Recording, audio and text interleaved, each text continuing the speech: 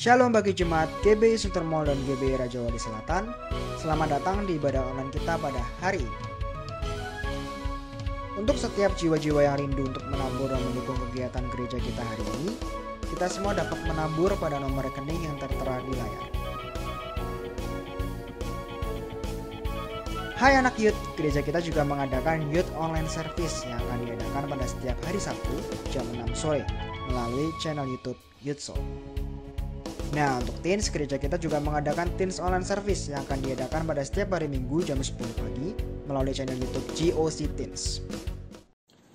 Shalom Bapak Ibu Saudara yang dikasihi Tuhan, mari kita akan bersama-sama membaca Mazmur 91 untuk membangkitkan iman percaya kita bahwa perlindungan hanya ada di dalam nama Tuhan Yesus Kristus.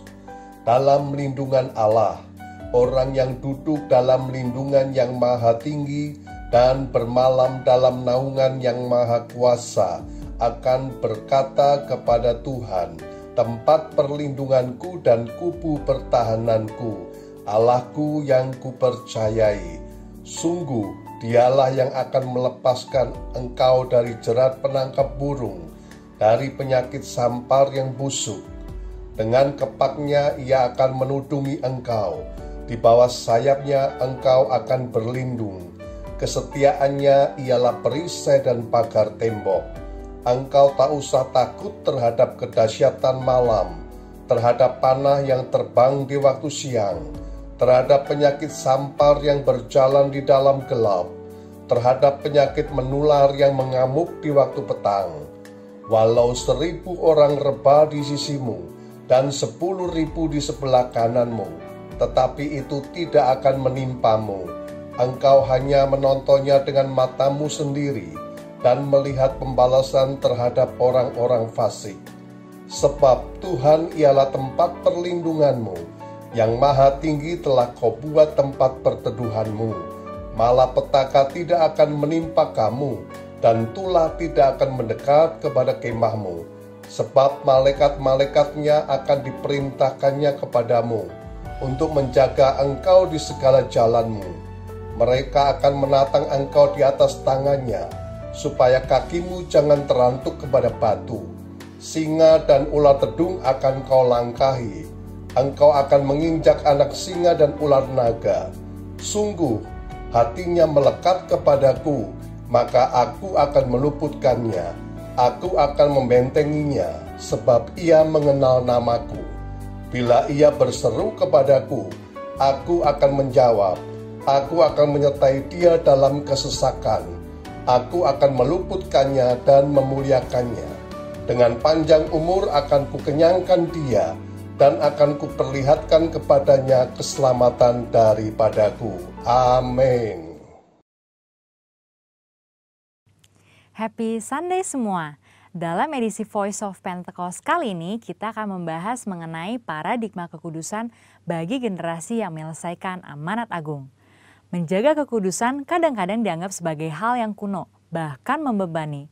Benarkah demikian? Apa arti kekudusan yang sesungguhnya? Kekudusan adalah karakter dari Allah yang paling menonjol yang memiliki makna keterpisahan. Salah satu contoh ketika Adam dan Hawa sebagai manusia pertama jatuh di dalam dosa. Mereka harus keluar dari Taman Eden. Hal ini menunjukkan bahwa Allah yang kudus harus terpisah dari manusia yang tidak kudus, dan juga terpisah dari segala sesuatu yang bertentangan dengan keseluruhan karakter Allah itu sendiri. Akan tetapi, kekudusan Tuhan bukanlah hanya kekudusan yang memisahkan dan menghakimi segala yang tidak kudus, melainkan juga menjangkau manusia yang berdosa dan memberikan pengudusan bagi mereka. Maka dengan itu ada 3 paradigma kekudusan. Yang pertama, kekudusan itu indah dan didambakan. Kita dapat melihat bahwa seluruh ciptaannya sungguh sangat baik. Dan kata baik juga mencangkup segala pengertian seperti keindahan dan kedambaan. Dalam Mazmur 96 ayat 9 dikatakan, sujudlah menyembah kepada Tuhan dengan berhiaskan kekudusan. Kata berhiaskan kekudusan menunjukkan bahwa kekudusan adalah hal yang mulia dan indah di hadapan Allah. Kita sebagai manusia baru di dalam Kristus sudah seharusnya memandang semua hal yang berasal dari Tuhan adalah hal-hal yang kudus, hal yang baik, indah, menyenangkan, dan didambakan. Pola pikir bahwa hal-hal yang tidak kudus membawa kenikmatan seharusnya kita tanggalkan. Sebagai insan Pentakosta yang hidup bergantung kepada Roh Kudus setiap saat, sudah selayaknya kita mengalami kemenangan dari kedagingan. Yang kedua, kekudusan itu menular dan menyebar. Paradigma yang baru tentang kekudusan juga dinyatakan dalam kehidupan dan pelayanan Yesus. Dalam pelayanannya, Yesus sering digambarkan berada bersama dengan orang-orang yang najis menurut Taurat. Dalam Lukas 5 ayat 12-14 dikisahkan bagaimana Yesus berjumpa dengan seorang yang penuh kusta. Orang tersebut meminta kepada Yesus untuk menahirkannya, yang kemudian diresponi oleh Yesus dengan menjamahnya dan berkata, "Jadilah engkau tahir." Dan Alkitab mencatat bahwa orang tersebut menjadi tahir. Ketika Yesus menjamah orang yang sakit kusta yang najis menurut Taurat, Yesus tidaklah menjadi najis. Namun sebaliknya, kekudusan Yesus terimpartasi kepada orang yang sakit kusta itu dan mentahirkannya. Hal ini selayaknya memberikan paradigma baru dalam kita memandang kekudusan, yaitu kekudusan itu menular dan menyebar. Yang ketiga, kekudusan menjangkau banyak orang. Dengan pengurapan Roh Kudus, maka sudah seharusnya kita menjangkau orang lain dan menularkan kekudusan tersebut. Kekudusan bukan lagi hanya sekedar yang penting saya sendiri yang kudus. Dalam Imamat 19 ayat 2, pertama-tama Tuhan berkata, "Kuduslah kamu sebab aku Tuhan Allahmu kudus." Setelah itu mulai dari ayat 3 dan seterusnya, Tuhan memberikan serangkaian perintah kepada umat Israel untuk melakukan perintah seperti menghormati ayah dan ibu ataupun bertindak jujur. Hal-hal yang diminta Tuhan ini menunjukkan bahwa kekudusan bukan berdampak hanya untuk diri sendiri, tetapi juga berdampak secara horizontal, yaitu kekudusan menjangkau banyak orang. Terkait hal ini, gereja kita yang ada di Bandung memiliki kisah yang unik dalam perjalanan sejarahnya. Pada waktu itu tahun 1992, tidak ada lagi gedung pertemuan umum yang bersedia untuk menyewakan tempatnya secara permanen. Namun tiba-tiba ada satu tempat yang bersedia menyewakan tempatnya untuk ibadah dan dikontrak untuk waktu yang cukup lama. Tempat tersebut adalah Gedung Paramount yang adalah sebuah nightclub. Pada saat itu gembala sidang kita dihadapkan dengan keputusan yang sulit. Beliau pun teringat bahwa pada waktu sebelumnya dalam KKR di Batam, hal serupa juga terjadi. Pada waktu itu tidak ada tempat untuk melaksanakan KKR kecuali sebuah tempat karaoke. Akhirnya KKR tetap dilaksanakan di tempat karaoke tersebut disertai lawatan Tuhan yang luar biasa. Karena hadirat Tuhan tidak dibatasi oleh tempat atau apapun juga. Pada akhirnya gembala sidang kita menyetujui penggunaan Gedung Paramount untuk menjadi tempat ibadah minggu. Meskipun tempatnya aneh menurut manusia, tetapi hadirat Tuhan memenuhi tiap ruangan ibadah dan lawatannya pun terjadi setiap minggu. Banyak orang bertobat dan jiwa-jiwa bertambah hari demi hari. Wow! Kesimpulannya, Tuhan sedang memanggil kita untuk hidup dalam kekudusan guna menyelesaikan amanat agung. Dalam Wahyu 22 ayat 11 dikatakan, "Barang siapa yang berbuat jahat, biarlah ia terus berbuat jahat. Barang siapa yang kudus, biarlah ia terus menguduskan dirinya." Mari kita terus mengerjakan dan menjalani kehidupan kita, bergerak dan menularkan kekudusan kemanapun kita pergi untuk menuai banyak jiwa. Tuhan Yesus memberkati.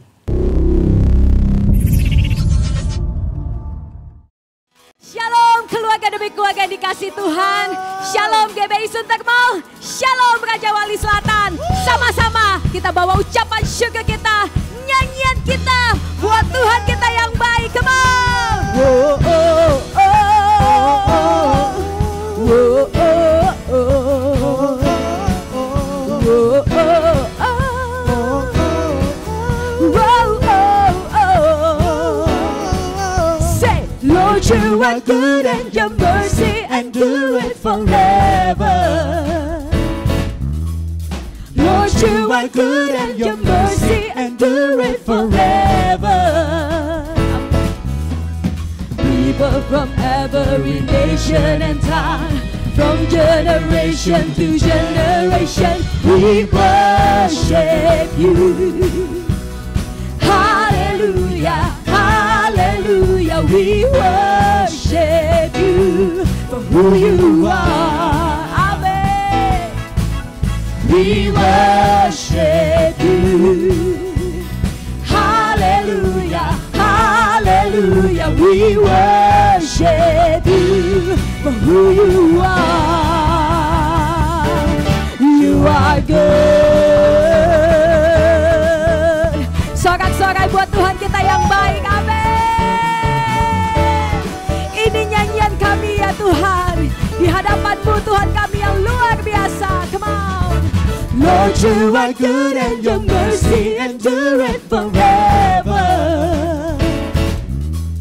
Lord, you are good and your mercy endureth forever. We declare, God, people from every nation and tongue, from generation to generation, we worship you. Hallelujah, hallelujah, we worship you for who you are. We worship you, Lord, we worship you. Hallelujah, hallelujah, we worship you for who you are. Yes, you are good. Selama-lamanya Engkau baik ya Tuhan. Thank you, Lord. We declare, God, semua nyatakan, you are good all the time, all the time. You are good, you are good all the time, all the time. You are good, you are good all the time, all the time. You are good, you are good all the time, all the time. You are good. Kami angkat tangan kami sama-sama di hadapan-Mu ya Tuhan. Kami nyatakan mazmur kami, kebaikan Engkau selamanya dalam keluarga kami, dalam setiap hidup kami. Thank you, Lord. Come on. Lord, you are good and your mercy endureth forever. Lord, you are good and your mercy endureth forever. Lord, you are good and your mercy endureth forever, forever. Lord, you are good and your mercy endureth forever. People from every nation and tongue, from generation to generation, we worship you. Hallelujah, hallelujah, we worship you for who you are. Nyatakan, come on. We worship you. Hallelujah, hallelujah, we worship you for who you are, for who you are, Lord, for who you are, Jesus, for who you are. Say, you are good. Sorak-sorai buat Tuhan kita yang dahsyat, Tuhan kita yang besar, Tuhan kita yang baik selama-lamanya dalam hidup setiap kita. We thank you, Lord Jesus. We thank you, Lord God. Kami angkat tangan kami sama-sama di hadapan-Mu ya Tuhan. Kami gak bisa bayangkan hidup kami tanpa Tuhan Yesus. Engkau segala-galanya buat kami Tuhan. Engkau lebih dari cukup ya Abah. Hanya Engkau pengharapan kami. Dan kami tahu pengharapan di dalam Yesus tidak pernah mengecewakan. We worship you, Lord. Kau telah buktikan cinta-Mu padaku. Kau membayarku dengan hidup-Mu. Ku bersyukur yang ada padaku. Semuanya milik-Mu. Ku persembahkan seluruh hidupku di mezbah-Mu. Hanya Kau yang menjadi tempat jawaban.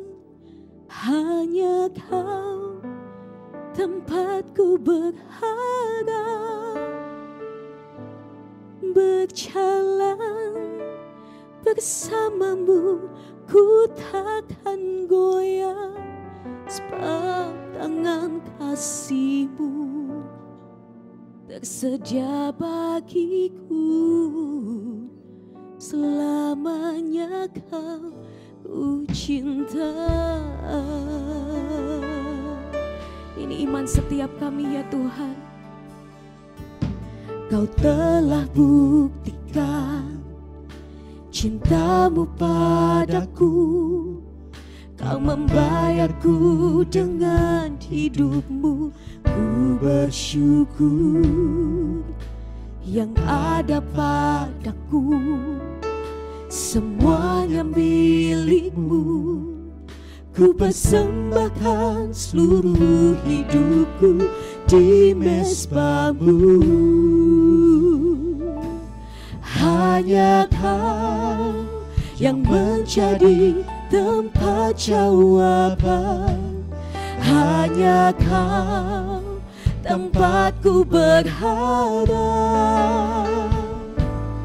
berjalan bersama-Mu ku takkan goyah, sebab tangan kasih-Mu tersedia bagiku. Selamanya Kau ku cinta. Oh, oh.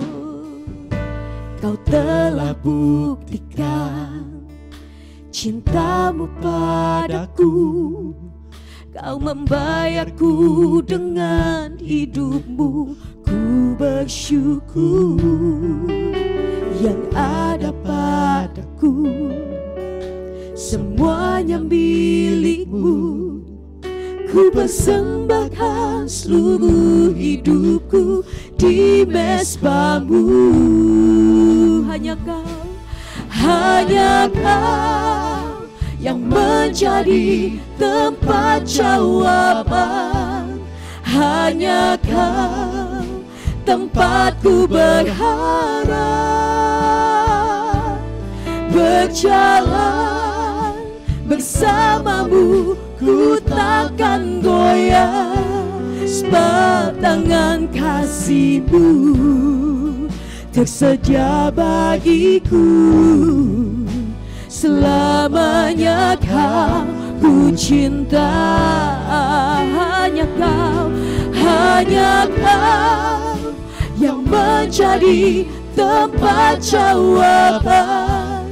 Hanya Kau tempatku berharap. Yes Lord, berjalan bersama-Mu ku takkan goyah, sebab tangan kasih-Mu tersedia bagiku. Selamanya Kau ku cinta. Hanya Kau, hanya Kau yang menjadi ini iman setiap kami ya Tuhan. Gak ada yang lain, hanya Engkau yang kami sembah ya Tuhan. Satu-satunya tempat kami berharap. Yes Lord. Berjalan bersama-Mu ku takkan goyah, sebab tangan kasih-Mu tersedia bagiku. Selamanya Kau ku cinta. Mari angkat tanganmu tinggi, mari sembah Dia. Sembah Tuhan kita yang besar, Tuhan yang memegang setiap kehidupan kita. Ini setiap kami ya Allah. Kami hanya rindukan Engkau lebih lagi ya Tuhan. Oh, yes Lord, yes Lord.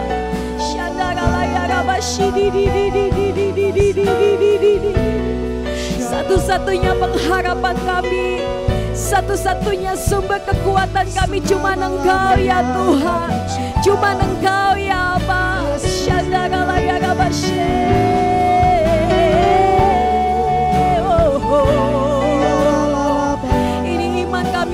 anak-anak-Mu ya Tuhan. Urabakarana mushe.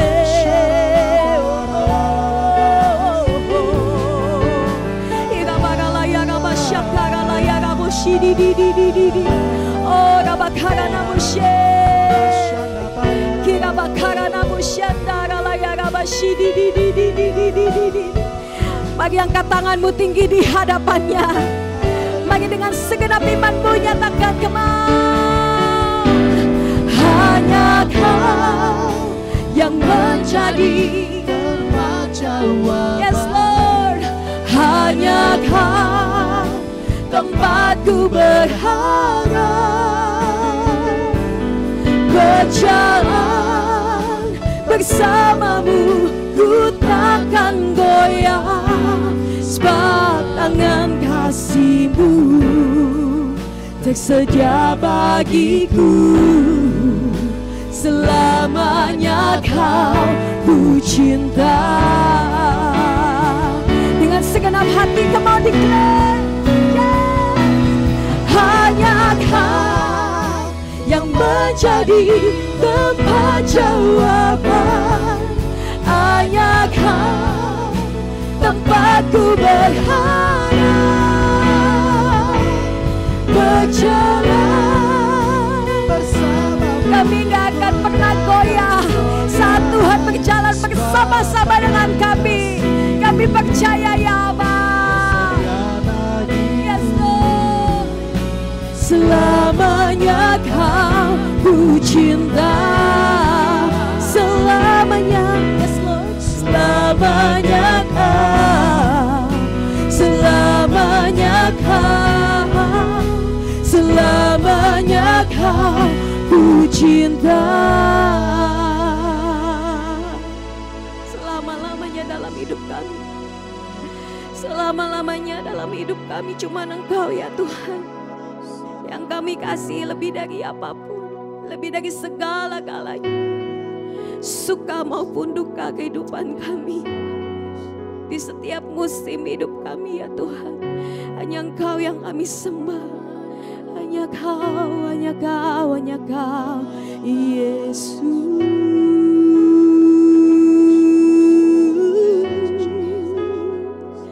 Hanya Yesus yang layak. Hanya Yesus yang layak ditinggikan. Yesus, Yesus, oh, yang berdaulat, yang berkuasa, yang memegang hidup kami. Oh, ku tak akan takut, ku tak akan goyah, ku tak akan gentar. Selama Yesus berjalan bersama kami, selama Yesus ada di depan kami, kami takkan takut. Oh, kami takkan gentar. Oh, ini iman kami.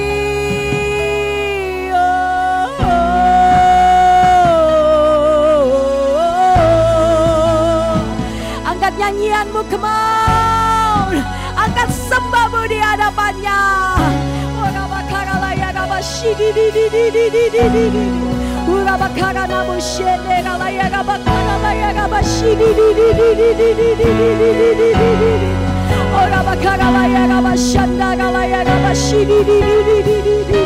Yes Lord, yes Lord. Engkau yang berkuasa, surga bumi kan menyembah Yesus Raja segalanya. Kau yang berdaulat, surga bumi kan menyembah Yesus Raja selamanya.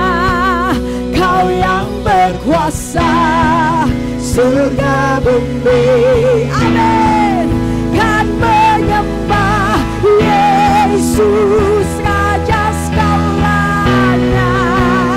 Kau yang berdaulat, surga bumi kan menyembah Yesus. Come on, one more time declare, Kau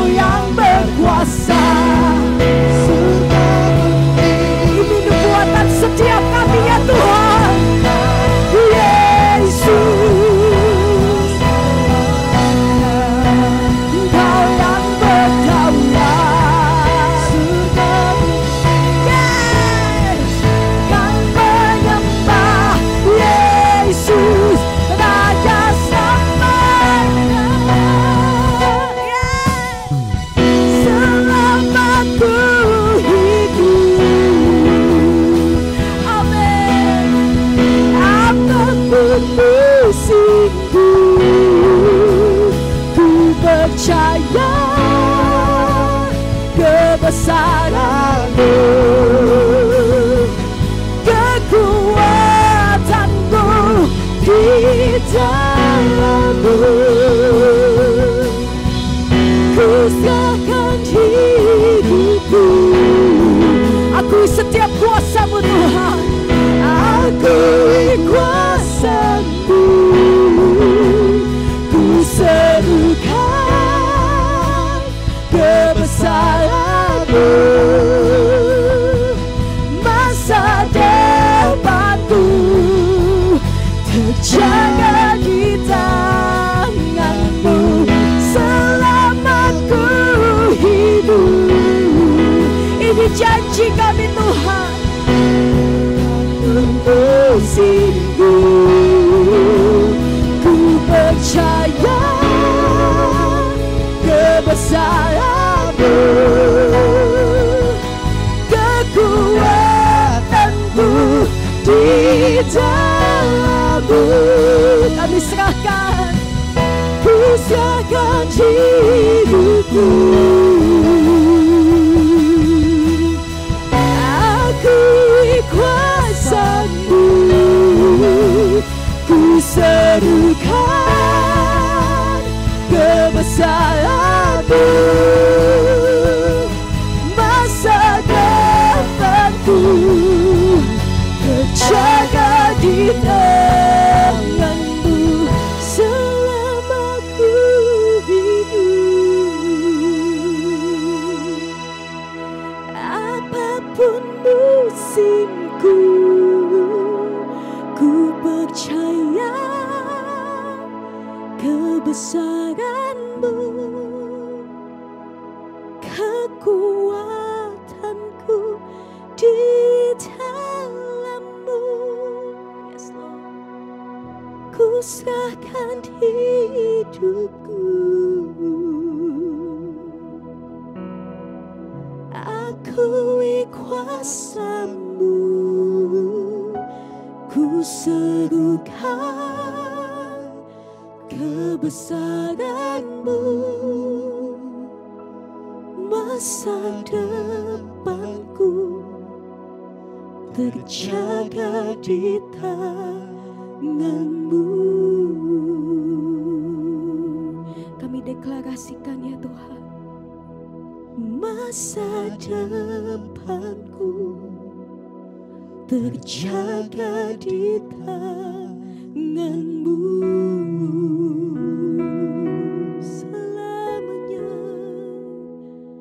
Masa depanku terjaga di tangan-Mu.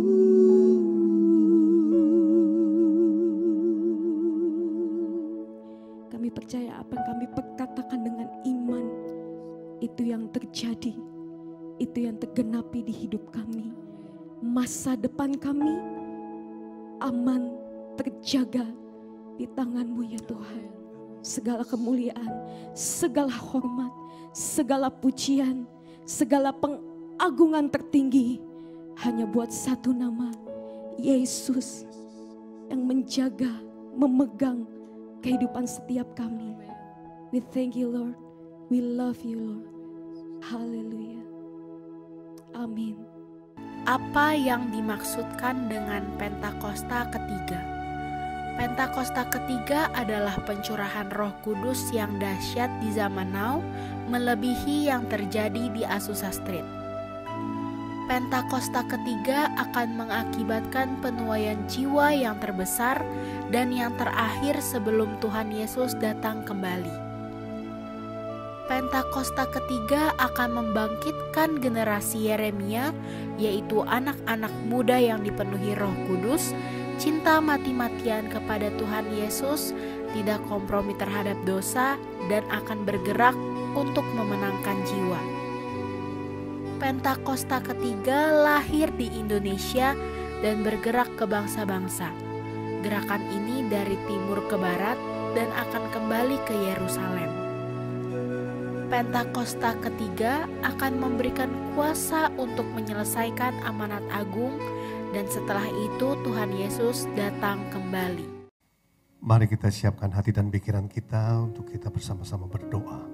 Allah Bapa yang di surga, kami sungguh mengucap syukur jika kami boleh bersama-sama untuk datang dalam hadirat Tuhan, untuk boleh bersama-sama untuk mendengar akan firman Tuhan pada hari ini dalam ibadah online yang ada.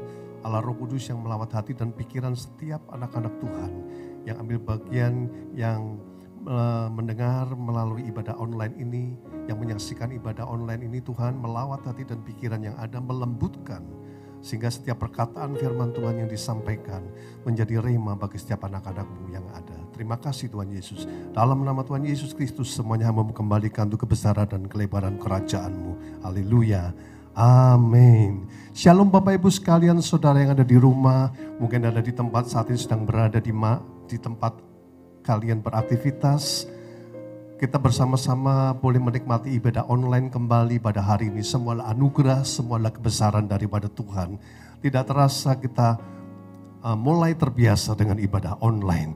Ya, Bapak Ibu Saudara yang dikasih Tuhan, satu anugerah Tuhan jika kita boleh masih dalam keadaan sehat seperti saat ini. Bapak Ibu dikasih Tuhan, suatu ketika saya sempat ngobrol, saya sempat berbincang-bincang dengan teman saya.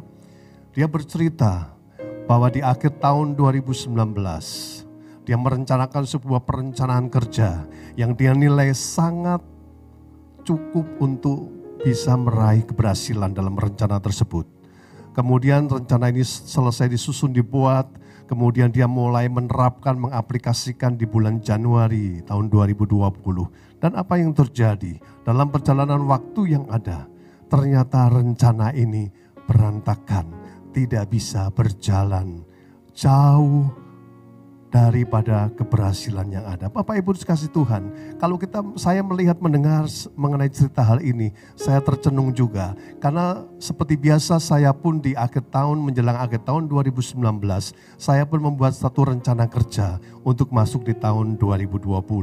Tapi apa yang terjadi juga, rencana yang sudah saya susun dengan cukup rapi, cukup detail, semuanya juga tidak sesuai dengan apa yang diharapkan. Nah Bapak Ibu Saudara yang dikasih Tuhan, kalau kita melihat betapa lemahnya rencana yang dibuat oleh seorang manusia, betapa rencana ini rentan untuk mengalami kegagalan.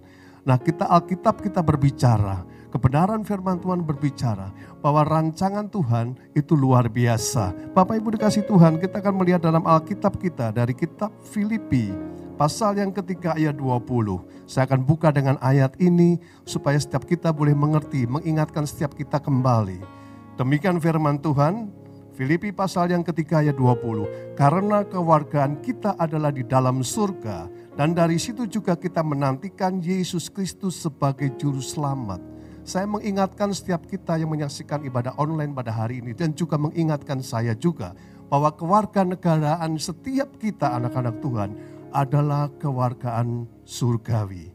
Bapak Ibu sekalian, kalau kita berbicara mengenai kewargaan surgawi, ini seperti sebuah institusi, sebuah organisasi di mana Tuhan sebagai pemimpinnya atau sebagai rajanya, kalau ini sebuah kerajaan. Bapak Ibu sekalian, kalau kita berbicara mengenai kerajaan surgawi, pasti ada satu rencana yang luar biasa yang kerajaan surgawi siapkan bagi setiap orang atau setiap warga negaranya.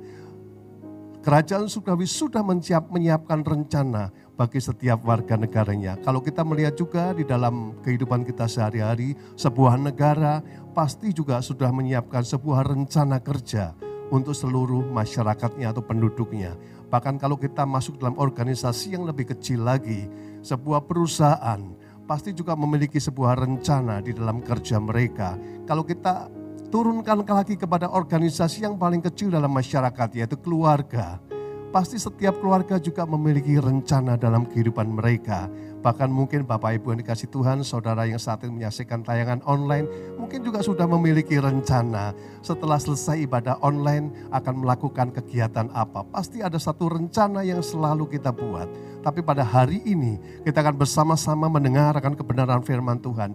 Bagaimana dengan rencana Tuhan dalam kehidupan setiap warga negaranya. Alkitab mencatat dalam Yeremia pasal yang ke-29 ayat yang ke-11. Demikian firman Tuhan. Sebab aku ini mengetahui rancangan-rancangan apa yang ada padaku mengenai kamu atau setiap kita. Demikianlah firman Tuhan, yaitu rancangan damai sejahtera dan bukan rancangan kecelakaan, untuk memberikan kepadamu hari depan yang penuh harapan. Bapak Ibu Saudara yang dikasihi Tuhan, inilah rencana Allah dalam kehidupan setiap warga negaranya. Atau dengan kata lain, inilah rencana Allah dalam kehidupan setiap orang-orang percaya kepada Yesus Kristus Tuhan kita. Ada satu rancangan yang luar biasa yang Tuhan siapkan dalam kehidupan setiap kita anak-anak Tuhan. Kalau kita melihat dalam Alkitab kita, sejarah yang dicatat oleh Alkitab di dalam kitab 1 Raja-Raja pasal yang ke-17, itu berbicara mengenai sejarah yang dialami atau yang sedang terjadi pada zaman kerajaan Israel, rajanya Raja Ahab. Ya. Alkitab mencatat sejarah ini terjadi di mana Elia, seorang nabi yang dipakai Tuhan untuk menyampaikan pesan Tuhan bagi seluruh warga Israel pada zaman itu. Di mana situasi pada zaman itu, Israel sedang mengalami satu kekeringan yang luar biasa. Dan Elia diutus Tuhan kepada bangsa Israel untuk menyampaikan pesan Tuhan di sana, yaitu bahwa tidak akan ada hujan, tidak akan turun hujan kecuali Elia yang mengatakannya. Bapak Ibu sekalian, pesan ini disampaikan oleh Elia kepada Raja Ahab. Dan kita semua tahu pada zaman kerajaan zaman itu, Israel pada zaman itu, seorang raja memiliki satu kuasa yang mutlak kepada seluruh masyarakat yang ada. Demikian pula kepada Elia. Karena pesannya adalah pesan yang sepertinya tanda petik sebetulnya tidak menyenangkan Raja Ahab pada zaman itu. So pasti Raja Ahab kurang suka atau tidak suka dengan Elia. Karena dia menyampaikan pesan yang tidak menyenangkan hatinya, pesan yang tidak membuat dia bahagia. Apa yang terjadi situasinya? Kemudian Elia dalam situasi kekeringan, Elia juga mengalami Bapak Ibu sekalian. Jadi kalau bangsa Israel mengalami kekeringan pada zaman itu, Elia yang hidup di zaman itu dia juga mengalami kekeringan. Tapi apa yang terjadi rencana Tuhan dalam kehidupan Elia? Tuhan memelihara Elia di tepi sungai Kerit. Bapak Ibu sekalian, Tuhan tidak membiarkan Elia untuk kemudian kelaparan, jatuh sakit dan meninggal. Tetapi Tuhan memelihara Elia di tepi sungai Kerit. Apa yang terjadi kemudian? Suatu ketika dalam kekeringan yang semakin lama terjadi, sungai itu pun menjadi kering. Bagaimana dengan nasib Elia? Kalau dia mengandalkan kehidupan dari sungai kering dan sungainya, ketinggian air sungai terus bertambah hari bertambah susut. Dan akhirnya sungai Kerit menjadi sungai yang kering. Kalau kita sudah membaca kitab ini, kita akan mengetahui endingnya. Tetapi kalau kita berimajinasi, anggap saja kita sedang hidup di zaman itu. Pasti pikiran kita berbicara, si Elia pasti akan mengalami kematian. Kalau tidak ada air, orang tidak akan bisa memiliki kehidupan. Tapi apa yang terjadi Bapak Ibu Saudara yang dikasihi Tuhan? Pada saat situasi sungai Kerit menjadi kering, kemudian Tuhan memberikan pesan kepada Elia. Hei Elia, kamu gak usah nungguin di sungai yang sudah kering air ini. Tapi engkau pergilah ke Sarfat. Engkau akan aku pelihara di Sarfat. Bapak Ibu dikasihi Tuhan, Sarfat pun juga mengalami kekeringan pada zaman itu. Tapi Tuhan memerintahkan kepada Elia pergi ke Sarfat. Karena Elia akan dipelihara Tuhan di Sarfat. Apa yang terjadi? Kemudian Elia mulai bergerak, melangkah. Dan dia mulai pergi ke Sarfat. Dan disitulah dia bertemu dengan seorang janda. Dan yang memiliki seorang anak. Bapak Ibu dikasihi Tuhan.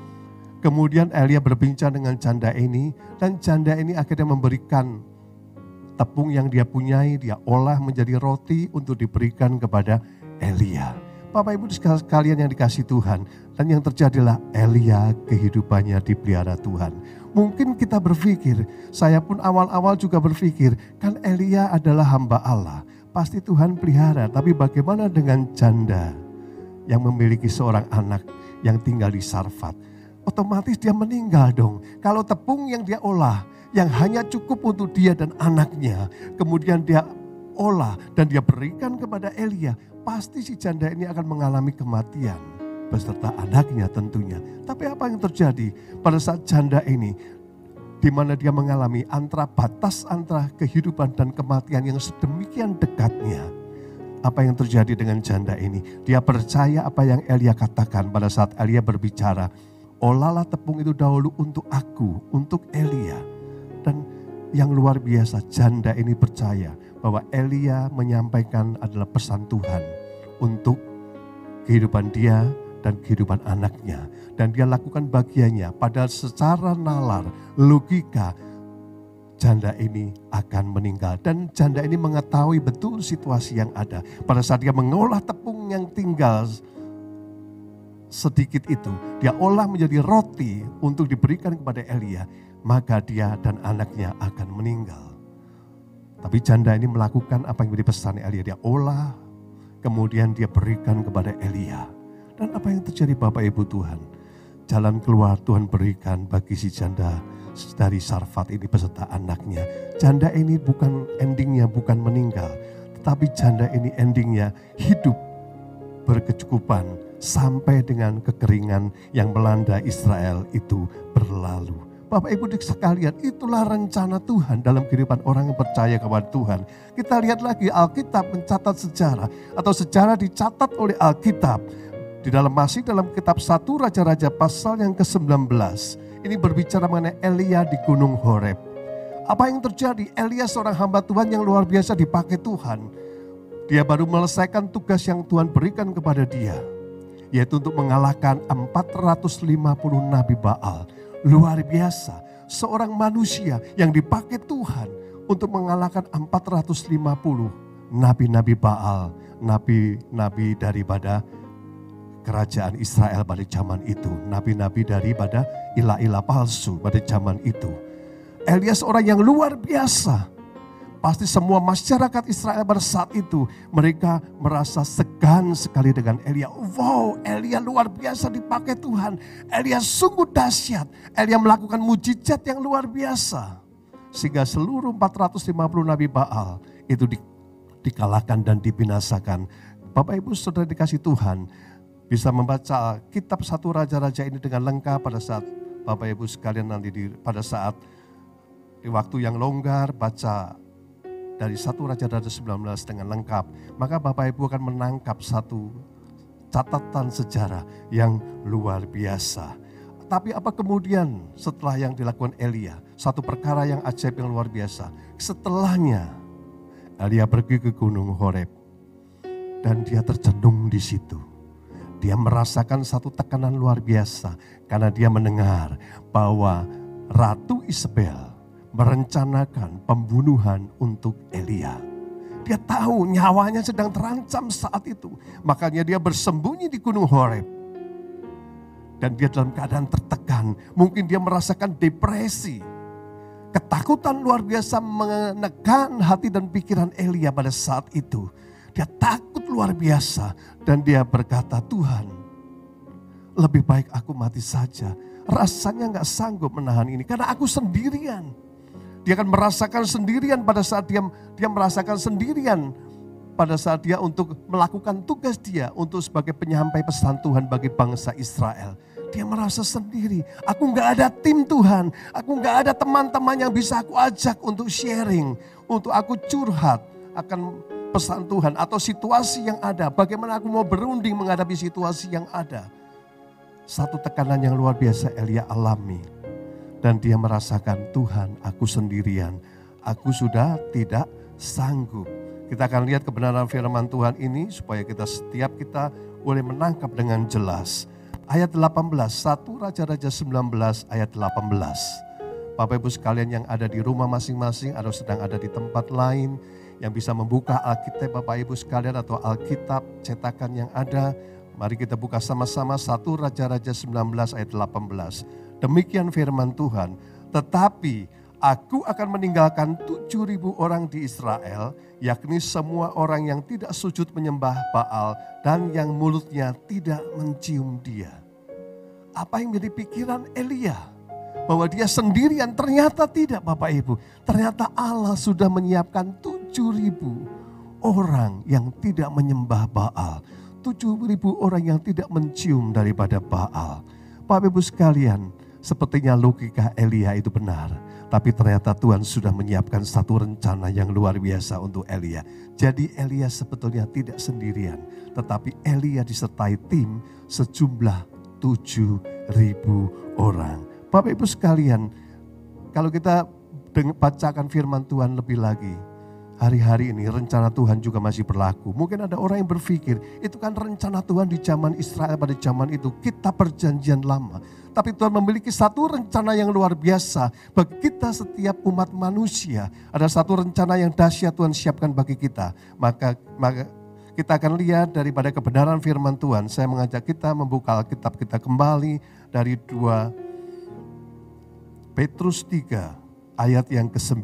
Demikian firman Tuhan, 2 Petrus pasal yang ketiga ayat 9. Tuhan tidak lalai menepati janjinya, sekalipun ada orang yang menganggapnya sebagai kelalaian.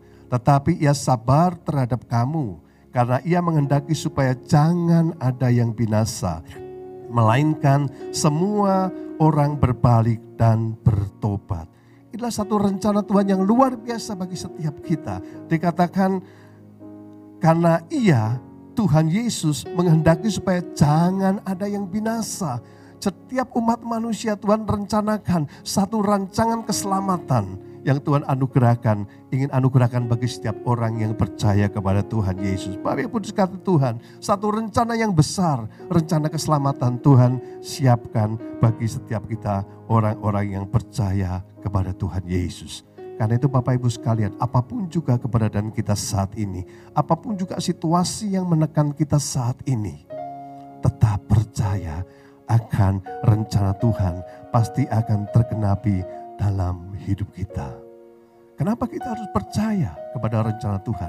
Karena Tuhan sedang melakukan satu rencana dahsyat dalam hidup setiap kita. Bapak Ibu dikasih Tuhan, yang pertama yang Tuhan lakukan dalam rencananya, Kejadian pasal yang ke-12 ayat 1 dan 2. Demikian firman Tuhan, berfirmanlah Tuhan kepada Abraham, pergilah dari negerimu dan dari sanak saudaramu dan dari rumah bapamu ini ke negeri yang akan kutujukan kepadamu. Ayat 2, aku akan membuat engkau menjadi bangsa yang besar dan memberkati engkau serta membuat namamu masyhur dan engkau akan menjadi berkat. Ada satu pesan Tuhan kepada Abraham. Perhatikan baik-baik, namanya masih Abraham di dalam kitab Kejadian. Ada satu pesan Tuhan, Abraham, pergilah dari kampung halamanmu, tinggalkan kumpulan saudaramu, pergi ke negeri yang aku tujukan padamu. Yang aku akan tuntun engkau ke negeri itu. Aku Tuhan akan membuat engkau menjadi bangsa yang besar. Bapak Ibu sekalian, kalau pesan Tuhan ini kepada Abraham menjadi suatu bangsa yang besar, berarti Abraham harus memiliki keturunan. Bukan kemudian Abraham menjadi bangsa yang besar karena Abraham menjadikan orang lain sebagai anak buahnya. Kemudian anak buahnya beranak cucu dan menjadi sebuah bangsa yang besar. No, bukan seperti itu rencana Tuhan. Tapi rencana Tuhan berbicara bangsa yang besar, pengertiannya adalah Abraham akan memiliki keturunan dalam kehidupannya. Keturunan Abraham sedemikian banyak sehingga dia menjadi satu kumpulan bangsa yang besar. Mari kita lihat kelanjutannya Bapak Ibu sekalian. Kejadian 15 ayat 2. Abraham menjawab, ya Tuhan Allah, apakah yang akan engkau berikan kepadaku? Karena aku akan meninggal dengan tidak mempunyai anak. Dan yang akan mewarisi rumahku ialah Eliezer orang Damsyik itu. Rupanya Bapak Ibu sekalian, setelah Abraham melakukan akan kehendak Tuhan, keluar dari kampung halamannya, meninggalkan kumpulan saudaranya, kaum saudaranya. Dalam perjalanan waktunya, ternyata Abraham dan istrinya belum memiliki keturunan. Bapak Ibu sekalian, kalau kita sepotong melihat di sini, kalau kita imajinasikan pada saat itu kita sedang hidup di zaman Abraham. Pikiran kita, logika masyarakat awam akan berbicara, rupanya janji Tuhan enggak tergenapi Abraham dalam kehidupanmu. Ada satu rencana lain yang mungkin Tuhan lakukan, bukan bagi engkau Abraham, mungkin bagi orang yang lain. Ya, bagi orang-orang yang mungkin yang tidak seiman dengan Abraham akan berbicara, Abraham, mungkin Allahmu lalai, mungkin Allahmu lupa, Tuhanmu lupa, mungkin banyak kesibukan, jadi lupa. Berapa banyak orang menantikan satu jawaban Tuhan, rencana Tuhan yang baik terjadi dalam kehidupannya. Dalam waktu ke waktu ternyata dia tidak mengalami satu jawaban Tuhan. Dan mulailah terfikir, jangan-jangan Tuhanku lalai. Kalau kita lihat dari Kejadian pasal 15 ini, sekian tahun kemudian Abraham masih belum memiliki keturunan. Tapi kalau kita lihat ending daripada cerita ini, ending daripada sejarah Abraham dan Sarah istrinya, maka kita akan tahu bahwa Tuhan memberkati keluarga ini. Satu hal yang sangat mustahil, Alkitab mencatat bahkan Sarah istri Abraham pun berbicara. Orang akan tertawa melihat aku karena usiaku sudah lanjut, suamiku sudah tua. Bagaimana dia bisa memiliki keturunan? Rasanya tidak bisa. Tetapi Alkitab mencatat hal yang lain, bahwa ternyata Tuhan mengenapi akan janjinya. Dan ada satu keturunan Tuhan berikan dalam kehidupan keluarga ini. Bapak Ibu sekalian, poin yang pertama perhatikan, Tuhan tidak pernah lalai untuk menggenapi rencananya. Poin yang kedua kita akan sama-sama melihat, mendengar pada hari ini, yaitu dari kitab Yohanes pasal yang ke-11. Kitab Yohanes pasal yang ke-11, mulai ayat 19 sampai dengan 21, saya akan bacakan bagi setiap yang menyaksikan ibadah online pada hari ini. Demikian firman Tuhan ayat 19, di situ banyak orang Yahudi telah datang kepada Marta dan Maria untuk menghibur mereka berhubung dengan kematian saudaranya. Ayat 20, ketika Marta mendengar bahwa Yesus datang, ia pergi mendapatkannya, tetapi Maria tinggal di rumah. Ayat 21, maka kata Marta kepada Yesus, Tuhan, sekiranya engkau di sini, saudaraku pasti tidak mati. Bapak Ibu sekalian, rupanya saudara Maria dan Marta, yaitu Lazarus itu meninggal karena satu dan lain hal, dia menghembuskan nafas yang terakhir. Dan apa yang dikatakan oleh Marta tadi sesuatu yang sangat masuk akal. Dia percaya kalau Tuhan Yesus ada di saat Lazarus dalam keadaan dying atau keadaan sekarat begitu. Kalau ada Tuhan Yesus, dia beriman Tuhan Yesus sanggup menyembuhkan penyakit daripada Lazarus. Tapi ternyata Tuhan yang gak ada.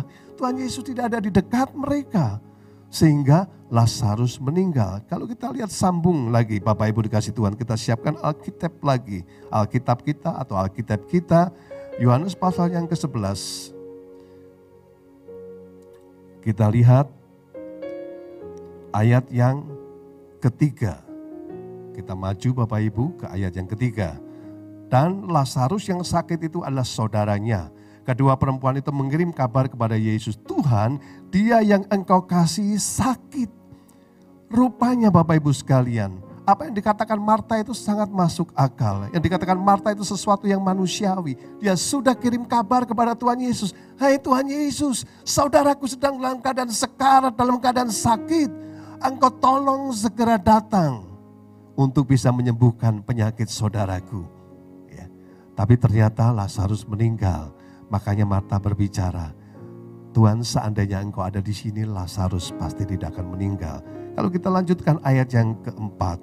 Ketika Yesus mendengar kabar itu, kabar disampaikan oleh Marta kepada Tuhan Yesus. Ia berkata, penyakit itu, maksudnya penyakit Lazarus, tidak akan membawa kematian, tetapi akan menyatakan kemuliaan Allah. Oleh penyakit itu Allah, anak Allah akan dimuliakan. Ayat 5. Yesus memang mengasihi Marta dan kakaknya dan Lazarus. Ayat 6. Namun setelah didengarnya bahwa Lazarus sakit, ia sengaja tinggal 2 hari lagi di tempat di mana ia berada. Bapak Ibu sekalian, sepertinya kalau kita melihat catatan sejarah mengenai hal ini, rasanya Tuhan Yesus sengaja berlambat-lambat sehingga Lazarus akhirnya meninggal. Ya, sepertinya Tuhan Yesus terlambat menolong si Lazarus yang mengakibatkan Lazarus meninggal, yang mengakibatkan saudaranya Maria dan Marta mengalami kesedihan yang mendalam karena ditinggal oleh orang yang dikasihinya. Bapak Ibu sekalian, betapa sering juga banyak orang atau sering terjadi orang merasakan rasanya Tuhan terlambat. Dia mungkin tidak berani berbicara Tuhan lalai, Tuhan lupa akan janjinya. tapi mulai terfikir, rasanya pertolongan Tuhan akan terlambat ini. Aku sudah gak tahan lagi, bisnisku sudah gak tahan lagi, kehidupanku sudah tidak tahan lagi, keluargaku sudah tidak tahan lagi. Rasanya aku akan jatuh tergeletak. Bapak Ibu dikasih Tuhan, kalau kita melihat ending daripada cerita ini, apa yang terjadi? Sejarah ini mencatat, walaupun Tuhan Yesus terlambat 2 hari, datang ke tempat Maria dan Marta, Lazarus yang sudah meninggal, yang sudah mati, ya, mengembuskan nafas terakhirnya. Tapi disitulah mujizat Tuhan yang luar biasa terjadi. Lazarus dibangkitkan. Bapak Ibu dikasih Tuhan, poin yang kedua kita pelajari, Tuhan tidak terlambat untuk melakukan rencananya. Yeremia tadi mencatat rencana Tuhan adalah rencana yang penuh dengan damai sejahtera. Aku mengerti akan rancanganku. Saya akan mengulang kembali dari kitab Yeremia yang tadi saya sampaikan di depan. Yeremia pasal 29 ayat 11. Sebab aku ini mengetahui rancangan-rancangan apa yang ada padaku mengenai kamu, setiap kita orang percaya. Demikianlah firman Tuhan, yaitu rancangan damai sejahtera dan bukan rancangan kecelakaan, untuk memberikan kepadamu hari depan yang penuh harapan. Bapak Ibu dikasih Tuhan, Tuhan tidak pernah lalai. Tuhan tidak pernah terlambat untuk merealisasikan daripada rencananya. Rancangan yang penuh damai sejahtera. Rancangan yang mendatangkan jalan keluar dalam kehidupan permasalahan kita. Sehingga kita boleh melihat, menyaksikan mujizat Tuhan terjadi dalam segala aspek kehidupan kita. Dalam pergumulan kita. Bapak Ibu dikasih Tuhan, dampak yang luar biasa pada saat kita percaya kepada rencana Tuhan yang akan terjadi dalam hidup setiap kita. Tidak peduli apapun kondisi kita saat ini. Tidak peduli seberapa parah keadaan kondisi kita.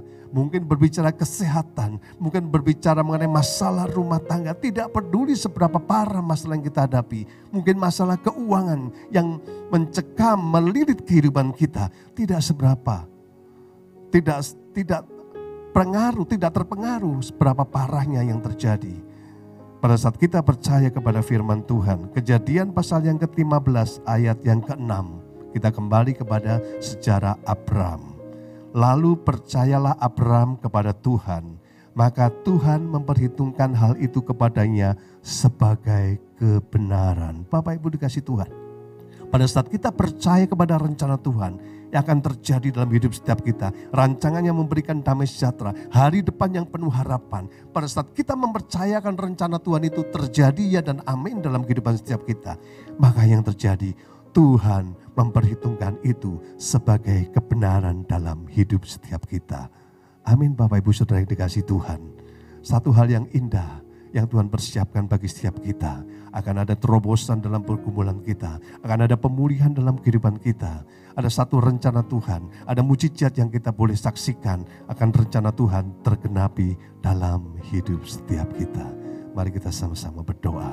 Allah Bapa yang di surga, terima kasih Tuhan Yesus untuk setiap kebenaran kata firman Tuhan yang sudah disampaikan pada hari ini dalam ibadah online Gereja Betel Indonesia Sunter Mall dan Gereja Betel Indonesia Raja Wali Selatan. Semua adalah anugerah-Mu Tuhan Yesus. Hamba-Mu sangat percaya ada kuasa Tuhan menyertai pemberitaan firman ini. Sehingga pemberitaan firman ini menjadi rema dalam setiap mereka yang menyaksikan ibadah online ini. Untuk mereka selalu percaya akan rencana-Mu Tuhan. Apapun yang terjadi, mereka dan termasuk hamba-Mu ini percaya akan rencana Tuhan. Ada rancangan yang penuh damai sejahtera. Terima kasih Tuhan Yesus, dalam nama Tuhan Yesus. Haleluya.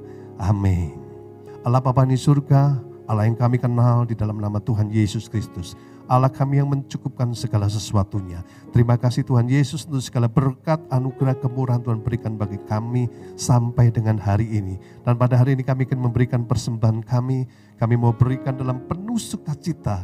Sebab kami tahu Tuhan, kami memiliki Allah yang hidup, yang merencanakan hal yang baik dalam kehidupan setiap kami. Tuhan yang memberkati setiap persembahan yang diberikan untuk dipakai untuk kebesaran dan kelebaran kerajaan-Mu. Di dalam nama Tuhan Yesus Kristus, kami siap untuk memberi. Haleluya.